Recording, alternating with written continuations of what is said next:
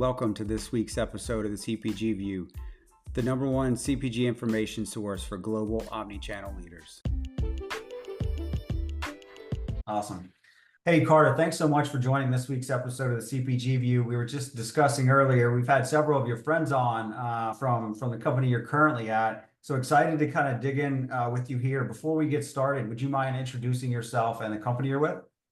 Yeah, for sure. Thanks so much for having me. And it was incredible to listen to some of the past GMI or General Mills team members who've been able to be a guest. And I hope I have some big shoes to fill, I think, to say the least. But thanks for having me today. As you mentioned, my name's Carter Jensen. I've been here at Mills for the last couple of years. And by Mills, I'm going to use some slang here, but I've been at General Mills based here in Minneapolis for the last couple of years.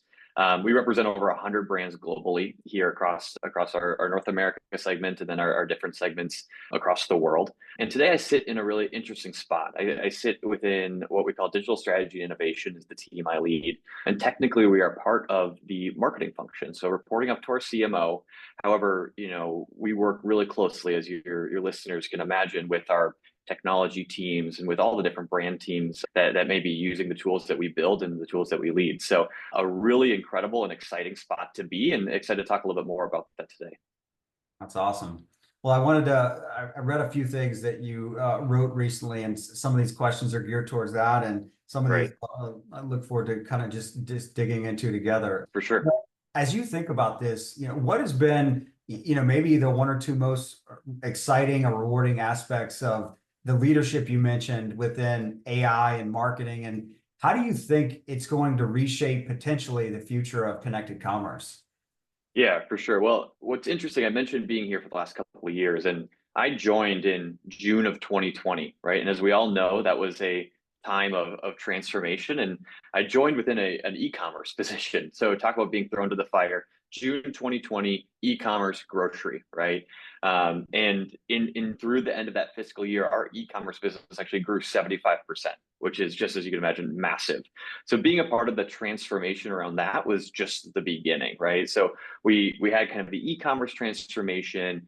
Just as we came off the heels of that, we started to look now at the kind of AI boom that was happening in late 2022, early 2023. And as you can imagine, like most big companies, AI had been always a part of our technology infrastructure long before kind of the ChatGPT bubble kind of became a thing, again, at the end of 2022, early 2023. And now what's fascinating about it is not only is the technology advanced, but our teams now have access to this technology in a way that we've never seen before. So when you talk about like the connected commerce journey, for anyone who's worked in a big company, you know how many teams that includes, right? You have your customers and your sales teams, you have our retail media teams, you have our core brand building teams. And what's fascinating is that every single bit of AI and the new capabilities that it brings touches those groups and eventually brings them all together. We have this kind of framework that I like to use where we have this idea of AI automating tasks and then those AI tasks automating systems. And when you really think about connected commerce, you're really talking about those AI automated systems, bringing those individual teams together so that the consumer experience across everything is optimized in a way like we've never seen before. So excited to talk maybe about a few of those individual tasks and some of those systems they've done. But like, again, it's just accelerated those connection points I talk about, not only for our teams here, but ultimately the end customer experience that you talked about from a connected commerce point of view. Yeah, it's interesting. You say that with regards to systems. I totally agree. I'm going to introduce you to a friend of mine who's leading AI at another company. I think would Amazing. You guys would hit it off. I'm sure you're working on very similar things. But I even think about, to your point, systems enable our structure, and systems enable scale. And 100%. your point, it's less about the tasks and it's more about the systemization of the tasks to enable scale and create the leverage of a global company, to your point. So it's kind of that old notion of 1 + 1 = 3. And I think with AI, more than many areas that I've seen in the last few years, I do think about that quote that I oftentimes refer to is, strategy without tactics is a daydream, and tactics without strategy is a nightmare. And I think 100%. in the AI space, similar to the job you're in currently, are just chasing their tails.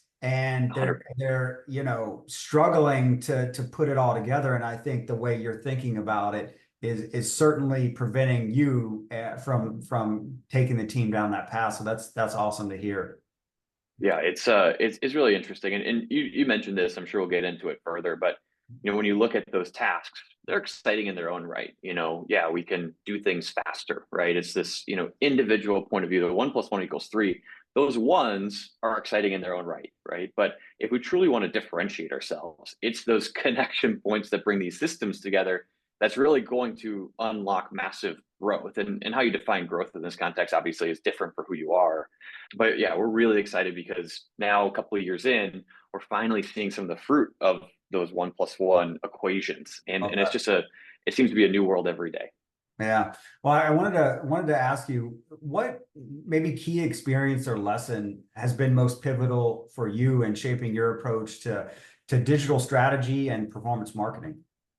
Yeah, for sure. So before Mills, actually, I came from a list of agencies and ran kind of some of my own consulting companies. And that's where I really cut my teeth in performance. And whether I was spoiled or whether I went through the pain of working with smaller companies where we were always so nimble, so quick, being able to move and replace things so rapidly. Now coming into a bigger company, obviously that's very different, right? And so when you think about, you mentioned the insights that I gleaned from that. Um, you really have to take this dual approach. It's a bottoms up and tops down approach. In a massive matrix organization like Mills, you can't just build something overnight and think that it's going to create impact the next day or even the next week or next month. But you have to have kind of this unifying front. We have to really arm the teams who are on the ground doing the work with a new and differentiated technology while simultaneously trying to figure out what is that long-term scale plan? How do we distribute it to all of our 15,000 corporate employees?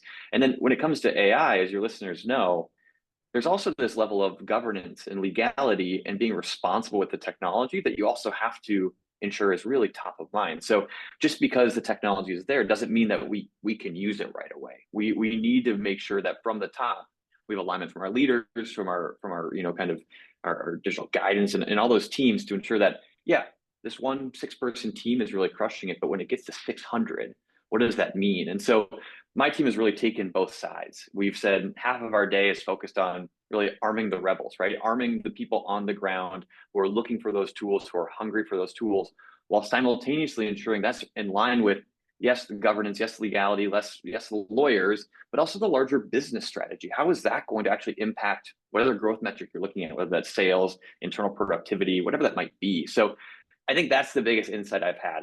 Anyone on this position knows that we've failed over and over and over again because we might not have done that well enough, right? A great idea doesn't get any legs because we haven't previewed it or we haven't sold it to leadership, or a big leadership idea, kind of sits and we dream about it all day because we haven't figured out how to actually enable it on the ground. But I think that dual-sided approach, if we can hit it, and we found ways to do that, is the real unlock when you think about kind of driving capabilities and driving the new and different here for our teams. Yeah, I agree with you. I think, when we talk about the future and we talk about AI and we talk about these, I think AI is probably the biggest that has come about in the last few years. But I also think about other really big, meaty topics that are driving big change in our space. Retail media is one. When For it'd be sure. interesting when we think about AI plus retail media. That's a whole other thing. A But whole other world. yeah, I think at the end of the day, though, it does come back to something pretty simple, and it's living in this triangle of data, dialogue, and speed.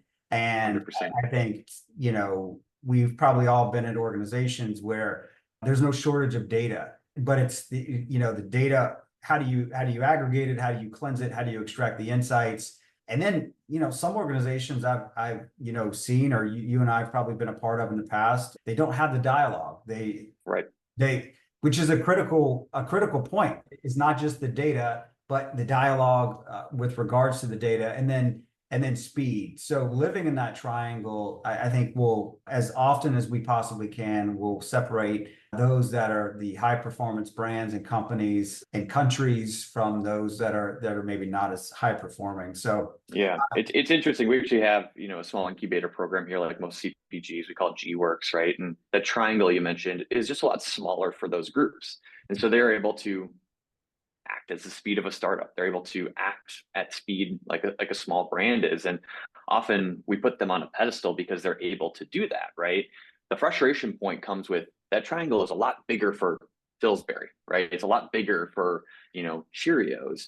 Now, how do we learn from that, right? The bottoms up, and how do we learn from those teams and see the power of the possible there, while then also translating it to a massive billion-dollar brand like we have here. So the challenge continues, and it's something different every day. Oh, awesome.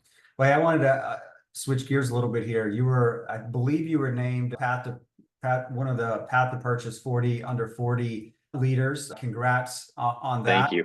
That's a great crew over there. I wanted to get your thoughts on how has this recognition influenced your journey, and what does it mean for your leadership in the rapidly evolving space that we're in?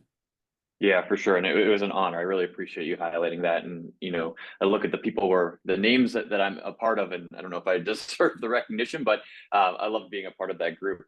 I think, one of the things with that award, and one of the things with, some of the accolades we've received as a team here at Mills, has come from some of the bottoms up, enablement that we've been able to prove, right?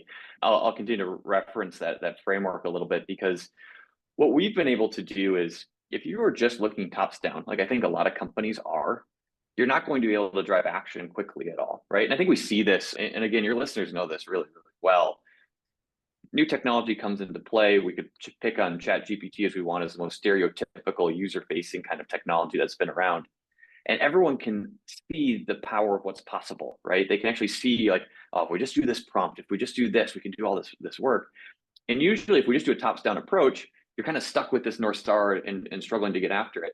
Those awards have kind of been able to accredit and maybe verify the power of some of the really quick tools that we've been able to put into market. So, when ChatGPT came out back in February of 23, 90 days later, we had an application running internally here that was doing the power of what that could be, but specifically to some of our business challenges.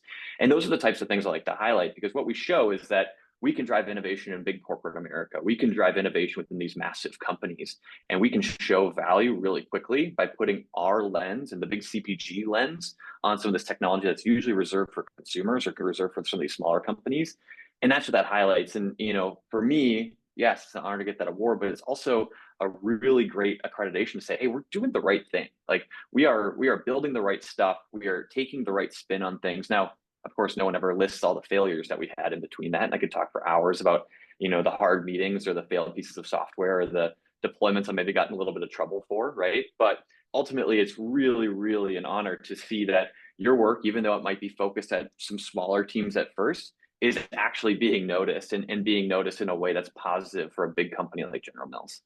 Yeah, that's very interesting. The guy that I was mentioning that I'll introduce you to, he runs a team similar to yours at the company's Pattern, and Yeah, it's really fascinating when I sit in a room and talk to him and talk about the advancements that are being made, the speed at which it's being made. To your point, the fail fast, fail forward is something he talks about a good bit. If you're not failing at deploying certain things, you're probably not going fast enough or thinking big enough. sure. And I think it's that balanced approach is just very, very interesting. And there's I think we're really fortunate to be doing the jobs we're doing at this moment in time. Not that it would have been totally boring 50 years ago, because I'm sure it wasn't.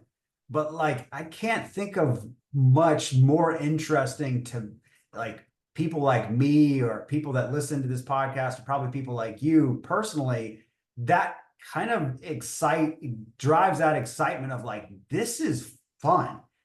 Yeah, And we also get paid to do it. exactly. Which, it's one of those things. What's that old saying? Do something you love, you don't work a day in your life. Not saying we don't have bad days at work, or it's not really hard, or it's not challenging. And every human who does, a job feels that way. But it definitely feels like we're very fortunate, anyone who's listening to this, as well as you and myself, to be doing what we're doing at this moment in time. I couldn't have said it better myself. Yeah. And I try not to go a day without being thankful that I live in a spot where I can fail every day, and I'm not in trouble for that, right? That is a success metric for us, right? and that, my leaders within our org are okay with that. And you know what, they have my back when we might get in a little bit of trouble, right? They know that we know how to push that line just enough, right, Yeah. to continue that pace of innovation. And you bring up this point about speed, and I think some of the veterans in the industry have seen the need for speed on some of these transformational times, right? Whether it's e-commerce or digital transformation.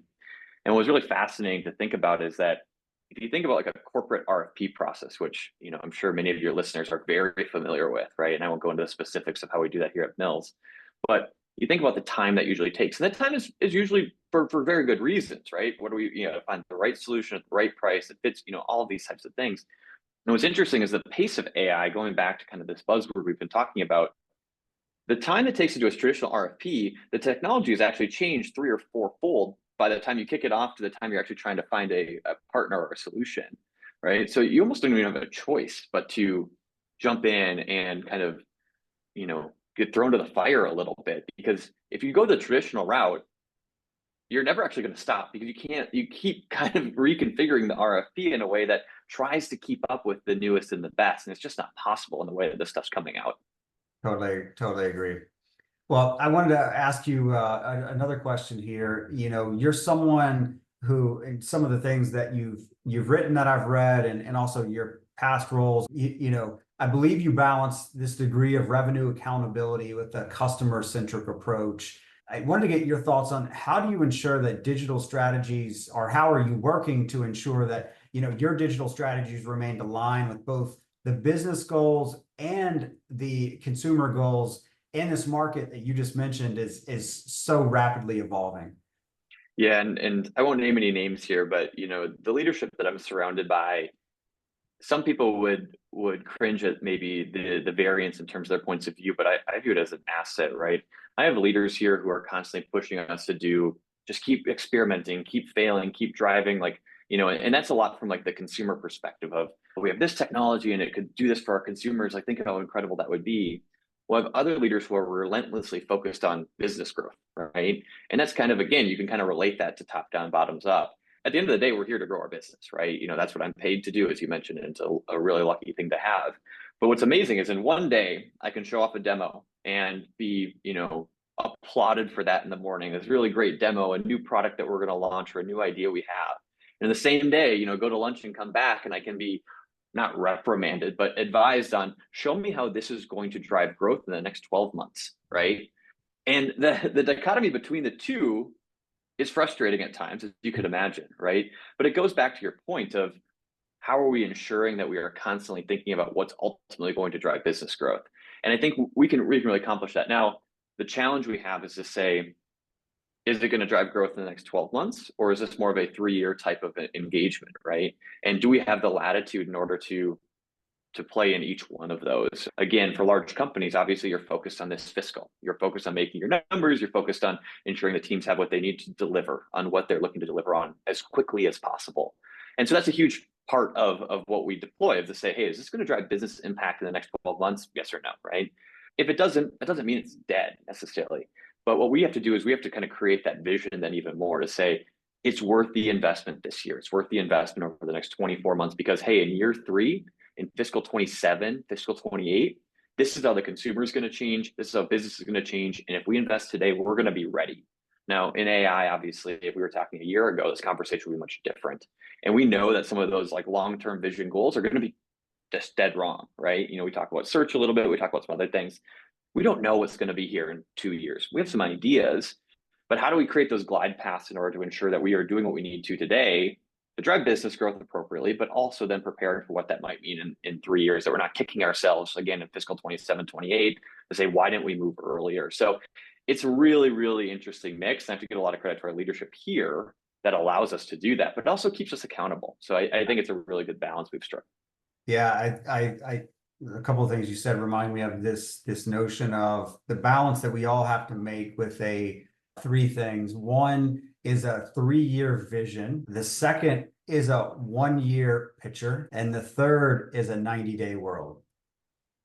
Love that. I'm going to steal that from you, Don. I think that's good. You should. Yeah. Steal it shamelessly. All of those listening that do the jobs that you and I have done, or ever think about going into a I would say this applies to large and small companies, but certainly larger companies. I've just experienced this over my journey. It's that balance you said of how do you stroke the balance between, how are we going to close the quarter or the second half, for the fiscal, but how do we actually also balance that with, in 2 years' time, we're planting the seeds that we'll be able to harvest of the investments we're making. And I think kind of chunking out the 3-year vision and the 1-year picture and the 90-day world, make sure that oftentimes the most vocal people are those that don't feel heard.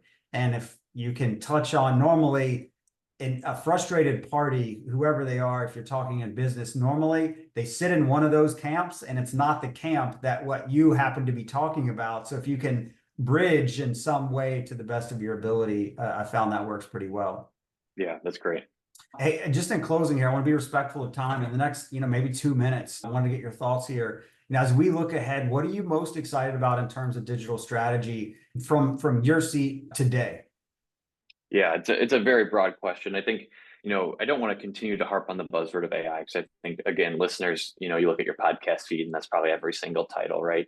And so I don't want to talk about that. I want to zoom out a little bit and just talk more about the tools that we have available now and the access to those tools, right? And yes, a lot of them are accelerated by AI. A lot of them are accelerated by kind of this newer technology, but again, I'll bring this to bottoms up, tops down. If you just imagine 10 years ago, right, we had a world where if you wanted to do something different, you had to do something new, you had to kick that off in a massive corporation at the very top, right? You had to make this massive plan. You're probably focusing on this 3-year vision. You had to go through, kind of this, huge process to pitch everything and everyone. And today, we live in a world where those tools are really accessible to all of our users, right? They're really accessible to everyone, and maybe not in a scaled way, but more maybe in a way of experimentation. And so when you think about the strategy that we have here, and part of my mission is to arm our marketers with the best tools possible to do their job. We see people from every corner of our organization inventing and trying and doing different things, and trying to harness all of that into something that makes sense for the org is so much more effective than the top-down approach that we've usually kind of done. And as you think about strategy, all of a sudden now we have tools, tech, and teams that maybe were born, in a international market we had that all of a sudden make a ton of sense for our North American business. And we can pull those in and actually utilize that, and vice versa. So when you think about that strategy, we're now a lot more nimble, or a lot quicker. We are more consumer led because our teams who actually are working with our consumers day in and day out are seeing what they need and actually building what they need. And my team's there to try to bring that all together and scale it appropriately. And so again, digital strategy moving forward, we're going to see it a lot more consumer led. We're going to see not as many big, massive investments into platforms that are more static, but we're going to be really dynamic. And yeah, that gives a lot of people a headache, right? That gives a lot of people a headache who may be used to the more traditional world where you're working more at the slow pace. But through a strategy perspective, we're now arming teams, regardless if they're a small international market or a massive brand here in the States, with the best tools possible to serve our end consumer in the way that they want to be served. And again, whether that's in e-commerce or the connected commerce world, or even our more traditional advertising tactics, we're doing it at speed that we've never seen before. We're doing it at a pace that is really differentiated from what I think even 5 years ago we saw within this massive CPG world. And that's what gets me excited. So we're stamping that out as much as we can. We're empowering that as much as we can. Again, not only here in our North American markets where we have our biggest brands, but in some of our emerging market segments, maybe some of our European markets. And that's what we're going to continue to push on. That's very exciting. I think, interesting and exciting to have you at the tip of the spear at such a large company. I'm sure, it's been great at times. It's probably been, challenging at times, but I would imagine at the end of the day, you probably wouldn't want to be doing anything else other than working in AI and tech and e-commerce the way you are. And I think this will be very valuable for the audience. And, Mills is lucky to have you on board. So I just wanted to Appreciate that. Of course. Thank you for taking the time. I know we're all busy, and look forward to when this airs. Yeah, I appreciate it. Thank you so much. Thank you.